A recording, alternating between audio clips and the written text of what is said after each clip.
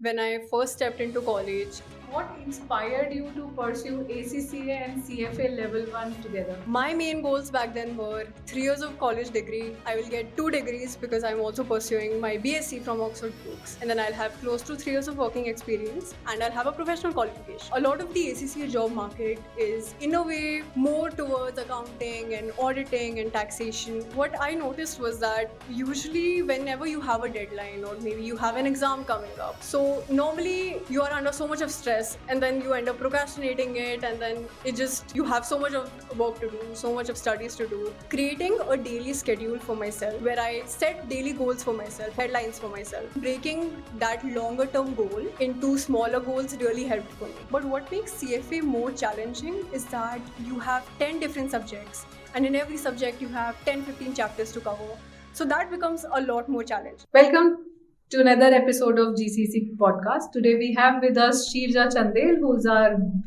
final year BCom International Finance student.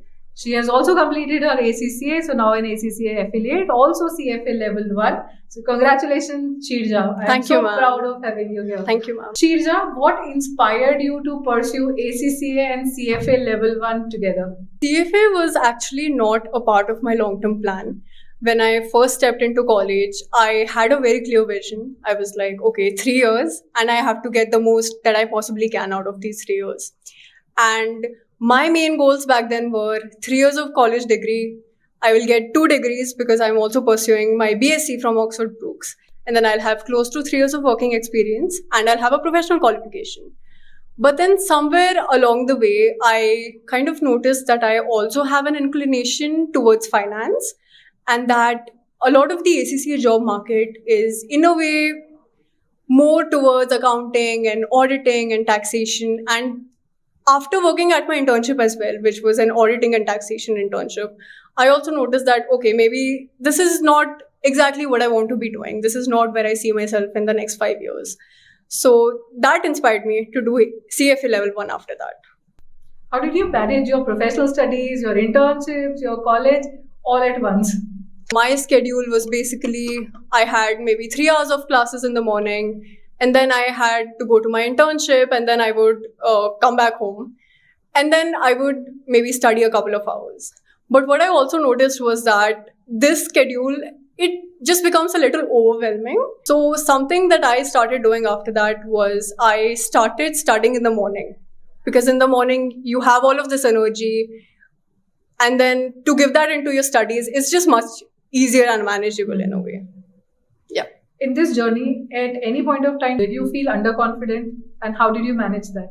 What I noticed was that usually whenever you have a deadline or maybe you have an exam coming up, so normally you are under so much of stress and then you end up procrastinating it, and then you have so much of work to do, so much of studies to do on the last moment. So what I noticed was that creating a daily schedule for myself where I set daily goals for myself, or rather daily deadlines for myself, कि मुझे आज इतना करना है, आज इतने chapters करने हैं, कल इतना करना है, and then breaking that longer term goal into smaller goals really helped for me. You have already ACCA, CFA Level 1. You have experienced of both the fields now. Which one you found more challenging?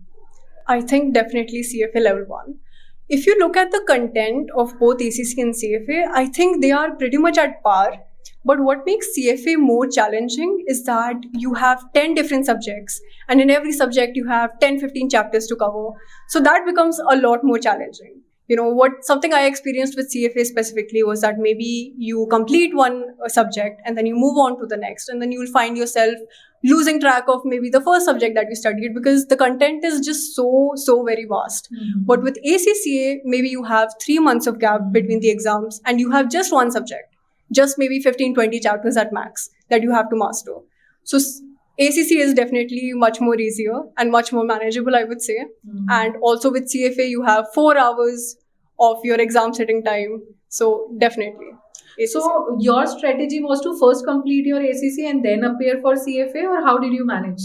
It was definitely to get done with ACCA first. I think I work better when I just have one single thing to focus on rather than to divide my attention between 2 different qualifications or different tasks. So you are in your last year of your graduation. You've still not completed your graduation, and you have already become an ACC affiliate, completing all 13 papers, Yes, right? yes. So how much time did you got to prepare for your CFA level 1?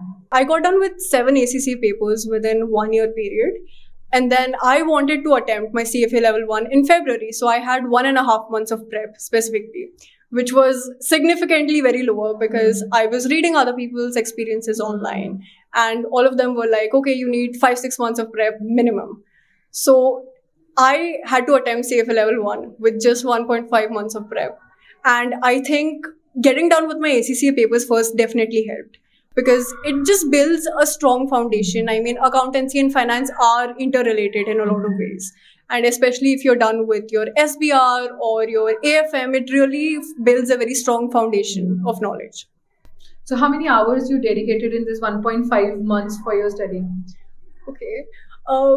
I think the thing with me is that I do not measure how much I study. Wonderful. And I think I actually got this from, so my school, we had a principal and she would always talk about how she never has a clock in her room.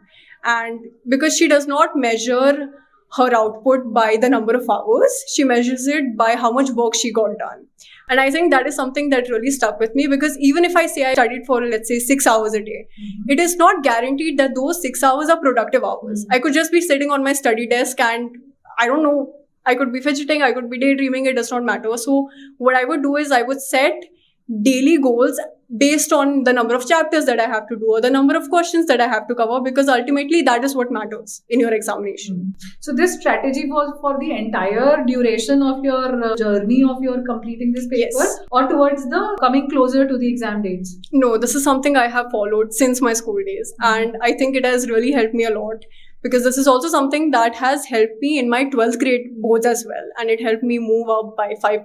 So which resources did you rely, Sheerja, for both of your preparations, ACC as well as CFA? Okay, so I specifically recommend Kaplan Study Text and Exam Kit. I know there are a lot of other resources as well, but like for example, when I gave my first ACC paper, I was speaking to so many mentors, and I had some mentors that were telling me, you have to do the ACCA Study Hub and you have to do the questions on there, you have to do the mocks there. I was speaking to some seniors and they were like, कि नहीं Kaplan से ही पढ़ना है. And at the end of the day, I was so overwhelmed. I had 6 different things कि मुझे इधर से भी पढ़ना है, उधर से भी पढ़ना है. But I think at the end of the day, what matters is the quality of the content, right? It does not matter if you're studying from 6 different sources on surface level, but what matters is that you're selecting quality resources and you're going in depth of those. Sheerja, how has GCC helped you in navigating both of these qualifications for you, maybe academically or otherwise? I think GCC definitely provides you with a very great support system, because you have all of these mentors and all of them are qualified themselves. Some of them are ACCA themselves. So it really gives you a nice platform to get the right advice from the right people. So now you have completed your ACCA, and I believe few months are left for your ACCA membership, Yes. and also CFA level 1. Yes. So what are your next steps for future plan?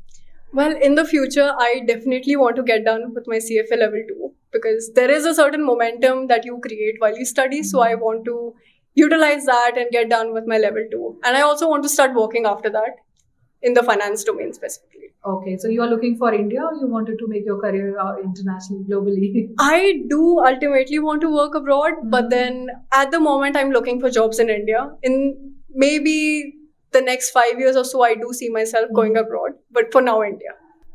Great. So, lastly, Sheerja, what will be your advice to the students who wanted to pursue maybe a professional course like ACCA or CFA, or like you who wanted to pursue both the courses together? Well, my main advice is consistency. Consistency is extremely important for anything. I think it is also very important to set the right goals, because at the end of the day, everybody dreams कि मुझे 3 साल में ये qualification करनी है, right? But not everybody is able to do that, and I think it really breaks down to what you are doing every single day. So it's not just dreaming, but it's also about executing those plans that you have for yourself. Wonderful. It was so lovely talking to you, Sheerja. Thank you, ma'am. Thank you for Thank coming you. to the podcast.